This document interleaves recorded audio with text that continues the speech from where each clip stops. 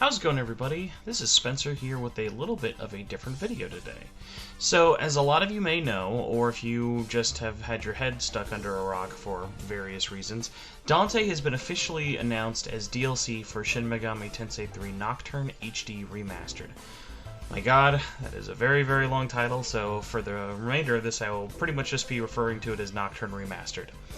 So, this news I was actually live reacting to with a friend of mine, Ozzy, and what I thought was so interesting at the time, and especially now after kind of genuflecting on the whole thing, is I'm amazed at how much I feel like I'm in the minority of being happy about this news. Now, for anyone who doesn't know, basically, when Shin Megami Tensei 3 originally released in the West, it came with Dante as a character who would not only chase you down as part of the story, but would also be various boss fights and could even be a recruitable demon.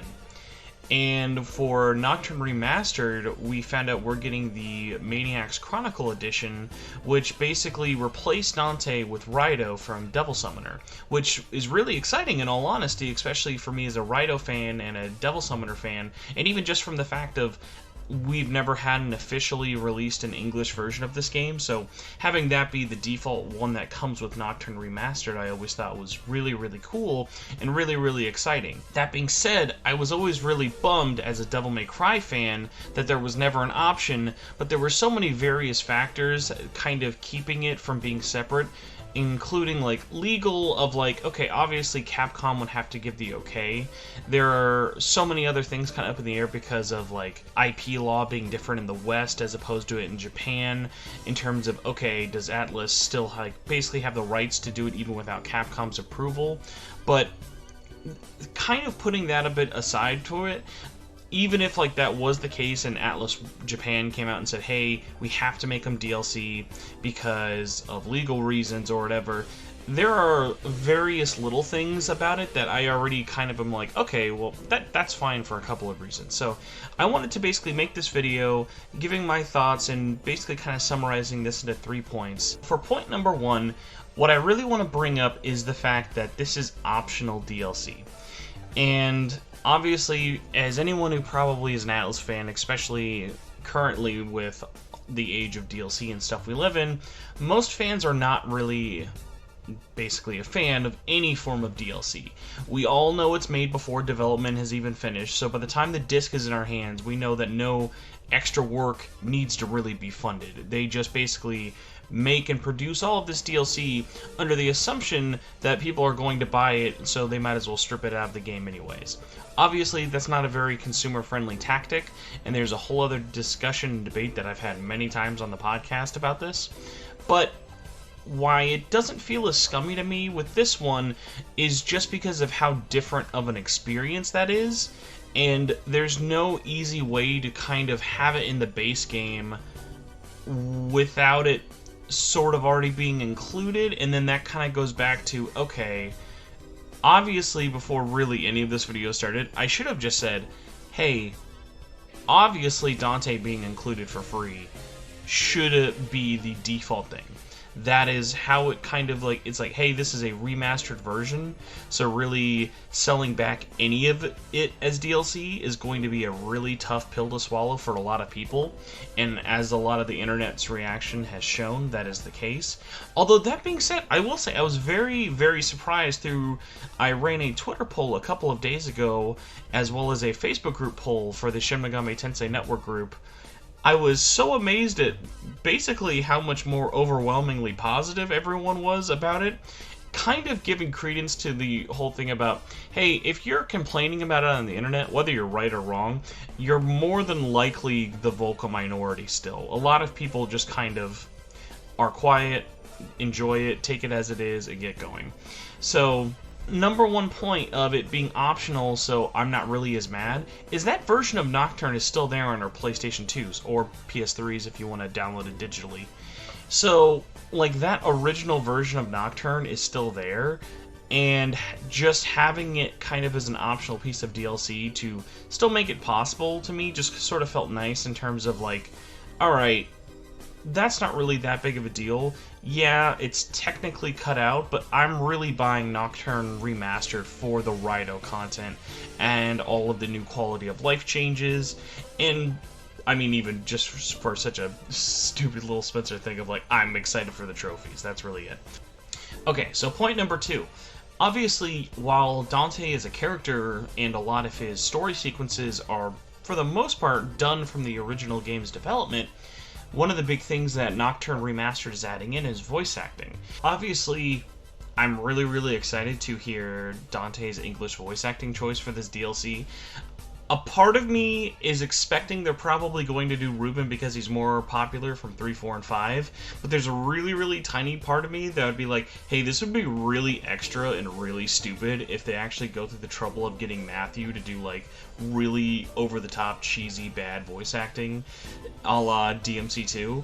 So, we'll have to wait and see who the voice actor is, but this whole DLC thing is sort of like, hey, guys, like, I know it's kind of like, yeah, you're charging, at least in the Japanese version, you're charging for this character that we've already had before, but obviously voice acting is not really a free process, even just for one character.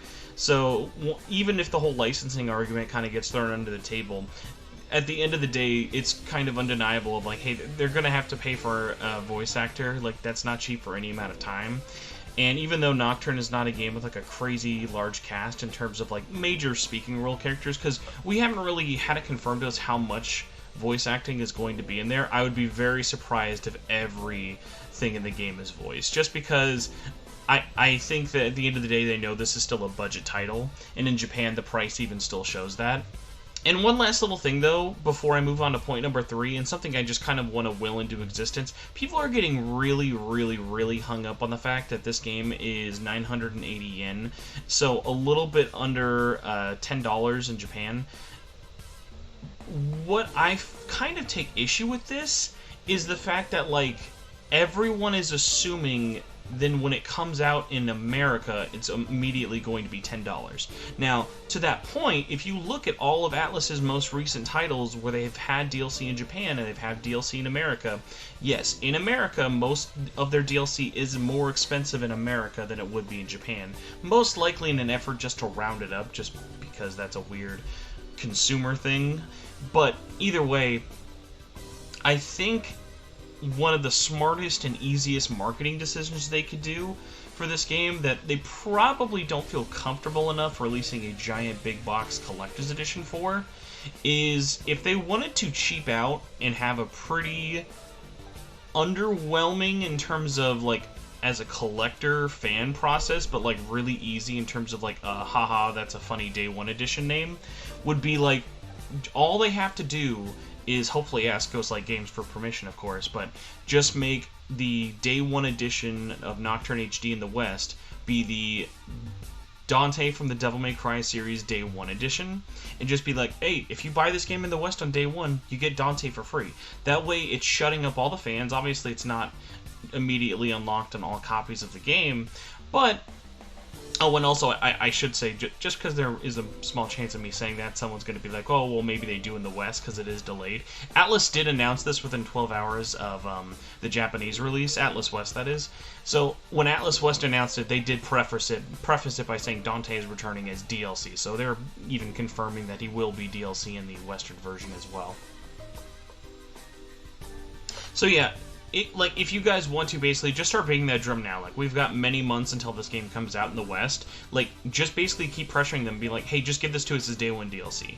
Like, we're excited for this, but if you are someone who's like, hey, morally, I just don't feel right paying for Dante again, this is a perfect thing to kind of beat your drum against, because as a Day 1 edition bonus, this makes perfect sense. This is like, hey, do you want a whole new mode of the game? Because Dante's not just getting added in as like, oh, hey, he's added into the base game. It's basically just adding in Maniacs mode at the menu, and you're toggling between both games in whatever one you want to start with. Alright, and my third and final reason may kind of seem like a little bit of a fanboy answer, but this is just kind of the genuine truth of it. I am just glad that Dante is being offered and making this, at least for me, the definitive kind of complete version of the game, even with it still being DLC. Having both Rido and Dante's versions of Nocturne basically kind of cements this for me as like, hey, this is like the ultimate kind of thing, and something I've always asked when it comes to more Atlas ports, especially if they're older titles. It's like, hey, they've released so many different versions of different games. It's just cool to kind of have like different optional toggles for everything.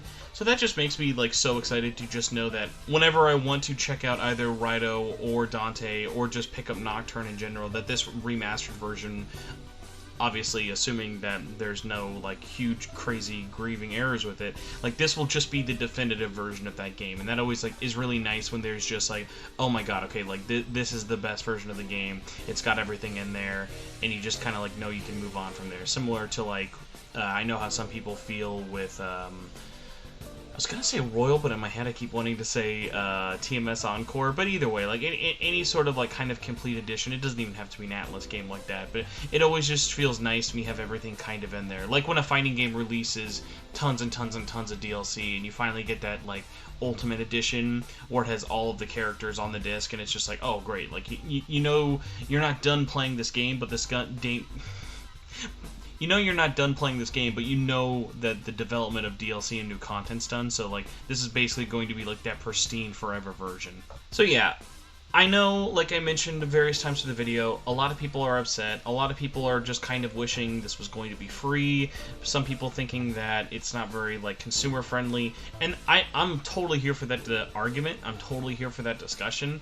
I am more than happy to like kind of talk about it, whether people want to mention it in the comments or whatever. Please let me know how you guys feel about him being in the game, how you feel about him being DLC, if this is going to be your first time seeing Dante in Nocturne. Because like I've mentioned a ton of times, like, yeah, a lot of classic SMT fans are excited, and rightfully so, but I think there is such a huge wealth of players who have never touched Nocturne because it is such an old game. I'm just very, very excited for people to experience one of the more pivotal 3D Mega 10 games, even though it has been so long since its original release. I think there's still so many factors of it that hold up in terms of the storytelling and the music, and hopefully the new presentation filters will do a lot of work in terms of benefiting the game, and hopefully everyone's reception to it. Either way, guys, thank you so much for watching this video. Hopefully you guys enjoyed it, and if you guys do have a thought on Dante being DLC, please let me know. The channel is super, super duper close to hitting 1,000, which is very, very crazy, especially when you consider I've really only been trying on this channel for like the last year or so. So if we could get to 1,000 by September, would be really, really cool. That's actually kind of the reboot date last year. I remember with Catherine Full Body finally releasing in 2019, I was kind of rebooting my efforts of doing the podcast and also putting it on YouTube. So hopefully you guys enjoy that. In terms of regular kind of scheduled videos like this, I know I've had different sort of plans. As a lot of you guys know, I've been moving, so things have been kind of fluctuating and moving all over the place. My plan is to do a weekly podcast as well as a weekly video. I would like the set date to be regular videos sometime up Friday or like Saturday, Sunday, and then podcast going up on Tuesday. So we'll kind of have to wait and see. All these videos aren't necessarily going to be only SMT or SMTN related. This one just has really been kind of burrowing in my mind of just like how excited I've been since the announcement trailer. So in terms of videos, no real set plan there, but obviously with podcasts, yes, SMTN going to go up every Tuesday. God forbid, knock on wood, everything doesn't crash and burn on me. So yeah, thank you guys so much for watching. Let me know what you think. Again, subscribing and sharing helps immensely. I cannot thank you guys enough who already have done it. And yeah, have a good weekend, everybody. See you later.